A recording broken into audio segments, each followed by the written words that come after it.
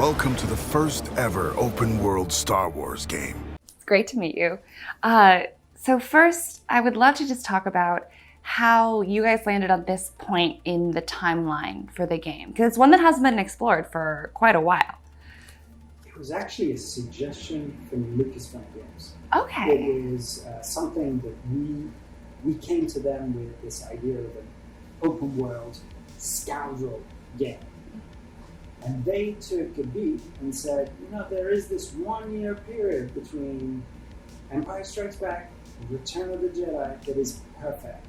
It's the universe, the galaxy is in chaos. Mm-hmm. The Empire has just won this battle at Hoth. The rebels are retreating. It's the perfect moment to have a scoundrel story because the criminal syndicates are flourishing. And that's where it comes from. So it was actually their suggestion. Don't get me wrong. It's my favorite period in Star Wars. So it was just really, really a lot of joy hearing that was what they saw this game featuring. And what kind of challenges come alongside? You have these existing pieces of lore that you're taking, chunks of, like the Crimson Dawn and that sort of thing, but also blending in new stuff, like there's the Ashika clan. How is it like balancing those two elements? I think it's super important because in a way you don't want something to just repeat on itself and to be the same things again and again. So you want to bring something new. So that's the challenge for the team, is working on what can we do that brings something new to Star Wars. But at the same time, fans and people who just know Star Wars casually, they need some fixed points to find the balance between what they know and what is completely new too. And it's success when people don't know whether this was already featured in a book or in a movie versus completely new for Star Wars Outlaws. And when you're creating these entirely new elements, what are you looking at to determine, like, this is how we know it'll fit in with the rest of the world? Again, very close collaboration with Lucasfilm Games. It's their team that guarantees the authenticity of what we do. And that could be from something super minute detail, the way a ship lands, the way the smoke cannons go off when the ship lands, to something that has to be iconic in its ship language, like the starship in itself, or something that is brand new, like a new creature, like Nix to the franchise. All of those things are done with a lot of different iteration with Lucasfilm Games. So we guarantee that it feels authentic with the same sort of design principles that were in the original Star Wars movies. And something that's so cool is it's not only these new syndicates and stuff like that being introduced, it's entirely new planets like Toshara, which is so cool. How do you even start with an undertaking like that, where you're building a culture and a world from the ground up, essentially? It's something where you think you know Star Wars, but until you start building something for Star Wars, you don't realize how much goes into it and how much simplicity and design rules we have to follow to make it feel authentic. So if you take Tatooine is a great example of something that looks and feels very familiar to us. It looks like a desert planet. It looks like Tunisia.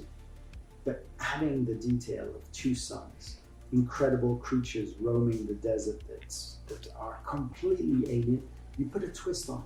So it's familiar and yet alien.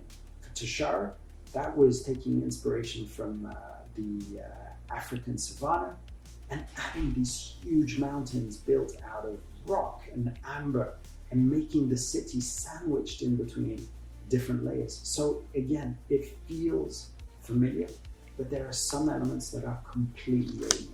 And that's genuinely the heart of design for Star Wars.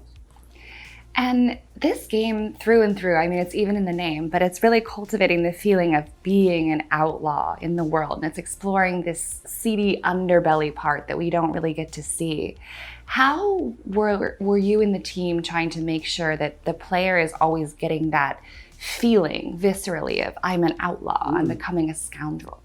It's genuinely the focus of everything, every decision you take is it needs to be an outlaw experience. It needs to be a scoundrel experience. It needs to be an open world scoundrel experience. That was the heart of the first ever communication that we sent to the team or presented to the team was this is what the game is going to be about. So all the decisions about every single feature, every single system within the game, every character that you're going to meet is, does this make sense for an outlaw? And if it's dealing with the criminal syndicates and bouncing in between the reputation that you have with the Huts or the Pikes, that's truly an outlaw thing to do. The planets that you go to, all hives of scum and villainy, all places with criminal syndicates and different influence, plus an empire presence. So it allows the player to really truly embrace that outlaw lifestyle. And a lot of previous Star Wars games and properties are tackling these very big sort of good versus evil concepts, whereas this is almost more of a morally ambiguous, extremely character-driven story that you're telling. When you're creating a brand new protagonist where it is that super character-focused story, so much is hinging on this protagonist that you're creating, how are you building that supremely interesting person from the ground up? So I think character is incredibly important, but agency and player agency with that author character is just as important. So for the character, very clearly what we wanted to do was to make them as relatable as possible. This isn't a Jedi story. It's not a story about the Empire. It's not a story about the Rebels. It's ambiguous, right? This is your actions that are going to determine whether you're seen as somebody who's good or somebody who's a little bit of a rogue, an outlaw. And that's super important to us. The relatability of the character comes through everything. The fact that they don't have superpowers, the fact that they have a blaster, that they're good at melee fighting or fisticuffs, the fact that they're not perfect, they're not the coolest character on Earth. They're just a rookie thief that finds themselves catapulted into this incredible adventure, in dangers, in situations that they would never have believed that they could be in, but all for the pursuit of freedom, of pure agency. And that's really linked with the core concept of the game too. With that player agency, just how much of where the storyline ends up are players controlling with the decisions they make? It's an awesome question. The story is linear. So every player will end up at the same point of the story. That's the conclusion of this first step into the underworld. But the reputation system and how you manage your reputation with the different criminal syndicates, that's going to be unique to every player and unique to their decisions within the story.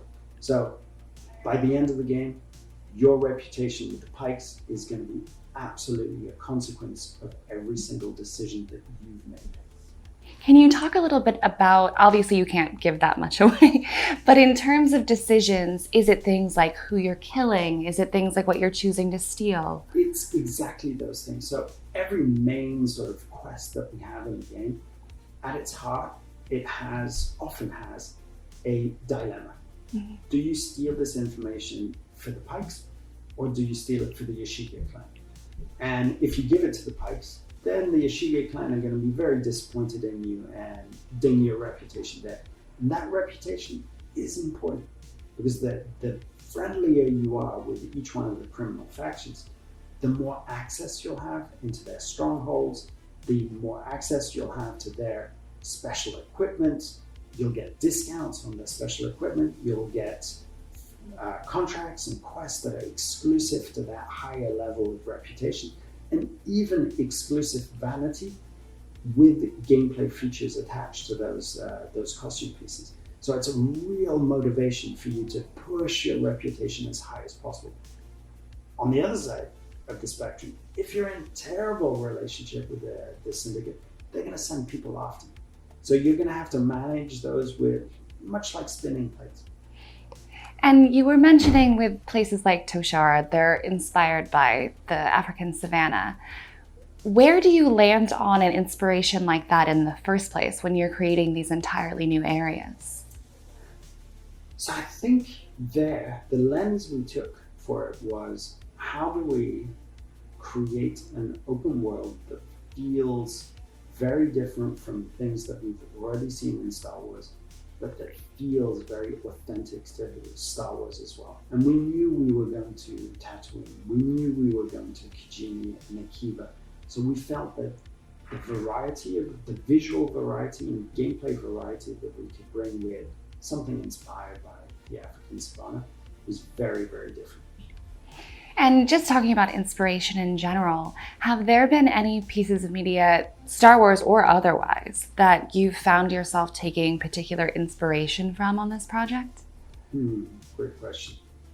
I think the original trilogy is where we got the most inspiration, because fundamentally that was our connection with the emotional, like the really strong emotions that we had linked to Star Wars. But apart from that, Rogue One takes the original trilogy and uses all of these packages of new technologies for its execution. And that was very important for us too. So what we did was take a lot of references and inspiration from the overall visual execution of a modern film, but with a 70s aesthetic, retro futurist aesthetic. So if you saw when you were playing, the presentation is in ultra widescreen. That's on by default, but you can change it to the aspect ratio that you want. But there's a lens project. There's a lens that we've created within Snowdrop that allows us to replicate the lenses of the cameras of the 1970s. So with the lens flare, the breathing, the vignetting, all of these technical things that kind of subconsciously place you in the middle of a cinematic 70s futuristic, retro-futuristic Star Wars adventure. And that was very important, very much inspired by Rogue One. Yes. Do you have, of the new areas that are in the game, a favorite that you just particularly love being in? I love Kijimi. It's frozen, it's cold, but there are hot spots. There's a bathhouse, the cantina has lots of steam and smoke in it. Somehow it feels homey as well as dangerous because it's a city of thieves. So it feels very different from all of the other areas. Nyx is also so adorable, and in an interview I was doing before, they had mentioned it was inspired by a pet. Can you talk a little bit about that? I think I don't want to say it's inspired by my dog. I don't want to not say it's inspired by my dog. But it really is this, what we wanted to do at its heart was a companion that didn't leave your side. And a companion that was lovable and adorable and super cute, but at the same time super fierce and like ready to fight for you. So having that like juxtaposition there, taking inspiration from armadillos, from axolotls, from our pets, our dogs and our cats, we created something that really feels authentic to Star Wars and very relatable as well. If you have a pet, if you have a dog or a cat, it's a very relatable relationship as well. And something that was really noticeable during the time that I got with the game today is it's not only aesthetically interesting, but also just the way that you are traversing across the world is consistently varying and engaging.